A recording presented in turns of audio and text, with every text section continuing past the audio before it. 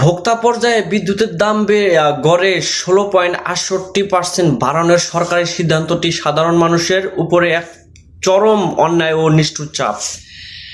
এমনিতেই নিত্য প্রয়োজনীয় পণ্যের আকাশচুম্বী মূল্যে মধ্যবিত্ত ও নিম্নবিত্তের দেয়ালে পিঠ ঠেকে গেছে। তার উপর বাড়তি বিলের বোঝা জনজীবনকে সম্পূর্ণ বিপর্যয় করে তুলবে।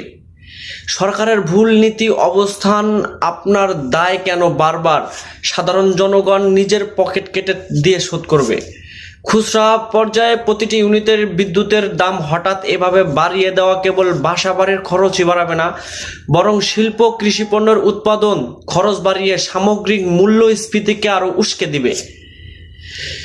গণশুনানি বা জনমতের তোয়াক্কা না করে পকেট কাটার এই বাজেটমুখী সিদ্ধান্ত কোনোভাবে মেনে নেওয়া যায় না।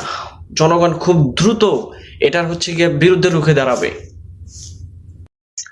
ভোক্তা পর্যায়ে বিদ্যুতের দাম গড়ে 16.68% বাড়ানোর সরকারি সিদ্ধান্তটি সাধারণ মানুষের উপরে এক চরম অন্যায় ও নিষ্ঠুর চাপ। এমনিতেই নিত্য প্রয়োজনীয় পণ্যের আকাশচুম্বী মূল্যে মধ্যবিত্ত ও নিম্নবিত্তের দেয়ালে পিঠ ঠেকে গেছে। তার উপর বাড়তি বিলের বোঝা জনজীবনকে সম্পূর্ণ বিপর্যয় করে তুলবে।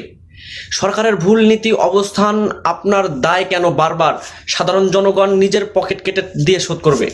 খুচরা পর্যায়ে প্রতিটি ইউনিটের বিদ্যুতের দাম হঠাৎ এভাবে বাড়িয়ে দেওয়া কেবল বাসাবাড়ির খরচই বাড়াবে না, বরং শিল্প কৃষি পণ্যের উৎপাদন খরচ বাড়িয়ে সামগ্রিক মূল্যস্ফীতিকে আরও উস্কে দিবে। গণশুনানি বা জনমতের তোয়াক্কা না করে পকেট কাটার এই বাজেটমুখী সিদ্ধান্ত কোনোভাবে মেনে নেওয়া যায় না।